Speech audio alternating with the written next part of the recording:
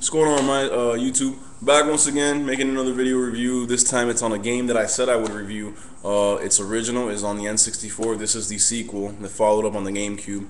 Let's get right into it, man. Wave Race Bluestorm on the Nintendo GameCube. Alright, first of all, before I continue to review this game, let me just get something off my chest right off the bat so that we can have an honest, unbiased, unscared review of this great game. Nothing will ever beat or surpass the original Wave Race 64.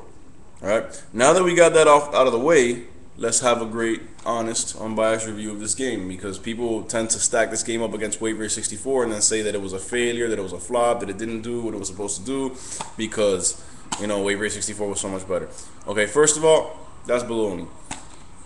Wave Race 64 was a classic, but this is a very worthy sequel, and it improved in a lot of areas where Wave Race 64 could have used improvements. So let's get right into it. Once again, Wave Race Bluestorm on the Nintendo GameCube. Let me show you the disc real quick. It's the second time I do this video because the first time YouTube for some reason cut me off at 7 minutes. I don't know what that's. I don't know what's up with that. But here's the disc. Got Wave Race Bluestorm. All right. Let's just get right into it. First of all, gameplay.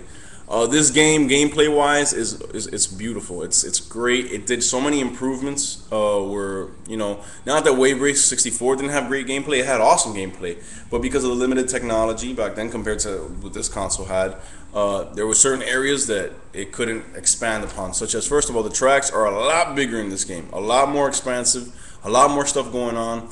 You got a lot more racers competing. You know, in the original, you only had 4 racers in the entire game, so every race was 4 players. You know, in this game, you have 8 players, 8 racers competing at once on the same track, and the tracks are big enough to hold all this mayhem going on. You got an extended list of characters. You got a couple of characters from the original returning, such as Dave Mariner, the fat dude, who's for expert players, who to this day I still can't control. You got Ryota Hayami, which is one of the original characters also coming back, and then you got a whole cast of brand new characters, such as Nigel Carver, who's the dude that I like to use. He's kind of like the other dude in the original. You know, you had Hayami and then you had another dude that was like blue and red. That's like what Nigel Carver is. He's like the best all-around player to me. For experts, rookies, everybody can use him. And you also got a couple of characters making a guest appearance from the 1080 snowboard series, such as Rob Haywood and Ricky Winterborn. You know what I'm saying? They just left the snowboards at the lodge, packed up some summer gear, bought some jet skis, and came down to chill with the Wave Race crew. You know what I'm saying? I like stuff. I like when Nintendo does stuff like that. You know what I'm saying? You know, they bring their universes together. So yeah, man, you got like 8 characters in this game. You know, and they're all customizable. Each of them has 4 different color schemes for their jet skis and their suits. And if I'm not mistaken, I think you can also customize the jet skis. But, you know, not to a degree that's really going to matter, just like the original Wave Race. All right. You also got I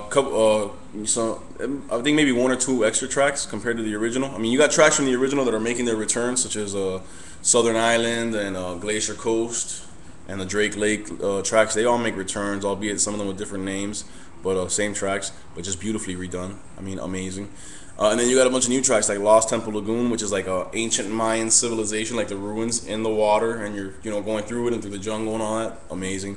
You got a Twilight City lookalike that's there. I think it's called Ocean Harbor City or something like that. It's awesome. What else? You got La Raza Canal, which is like in Venice. You know, kind of like in Venice, Italy, where you have the city, and instead of having streets, you have like waterways, and you got to go through the city. Really good, man. Beautiful, beautiful, beautiful game. What else did they improve on gameplay wise? More racers, bigger and better tracks. Also, in the original Wave Race, as you pass the buoys on the right side, you'll notice your little maximum power meter was filling up, and when it reached this maximum level, the announcer would yell out "maximum power," and you would be as fast as you were gonna be until you missed the buoy. Well, in this case, they took that and they expanded upon it. It's called a turbo meter, and as you pass the buoys on the right side, it fills up until when it hits maximum, it tells you that you have a turbo. At that point, you can hit Z or X, and you have a boost of speed, man. You just take off. So that's another gameplay element that really adds to the game. The tracks also have some really interesting shortcuts. So, I mean, all that are improvements that I see gameplay-wise over its original, over the predecessor. But, what else? Graphically, I mean, this game's graphics are beautiful. This was a launch game that came out alongside Rogue Squadron, Rogue Leader, and Luigi's Mansion as launch titles for the GameCube. And I got it the Christmas that I received my GameCube. And yo, graphically, it just showed off right off the bat what the GameCube was capable of. Beautiful water physics, even better than the original. You know, that's expected. The 64 was 64 bits, and this was 128 bits. But still, I mean, the water physics, beautiful, just amazing.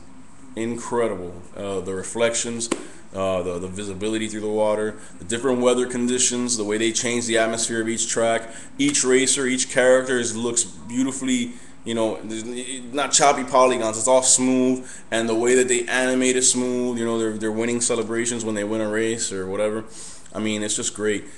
Each racer also has their own technical engineer speaking to them through a radio, so you don't hear the same boring announcer all the time. It depends on who you play as. You hear a different announcer.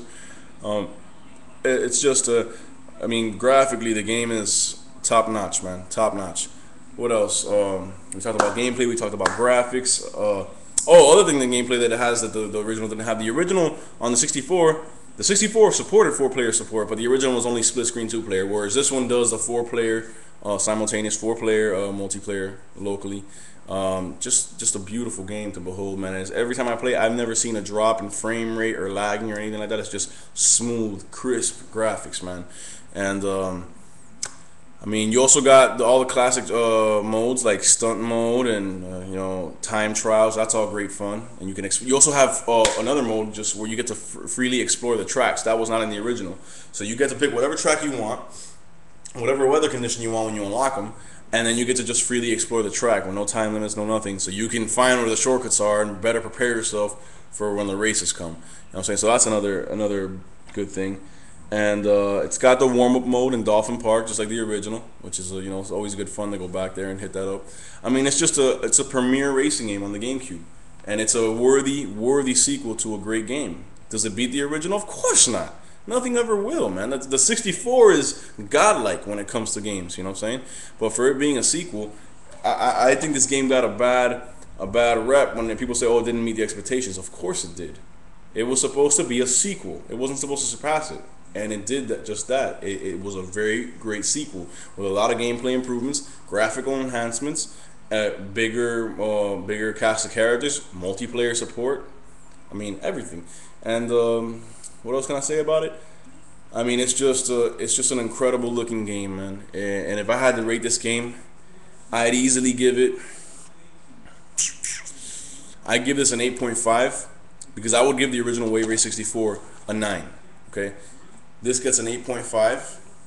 Only reason it's 0.5 lower than the original is because the original it hit us with that freshness. It was brand new. You know what I'm saying? Where this was a sequel, we had already seen, you know, we had already seen really good jet ski racing.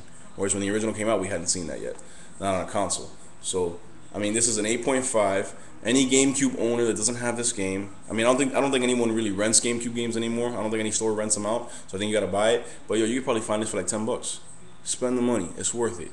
It is a premier. It's a launch game. It's a classic game if you're a collector. And if you're just a gamer and you want to play a fun racing game, bro, it doesn't get much better than this and the F-Zero games.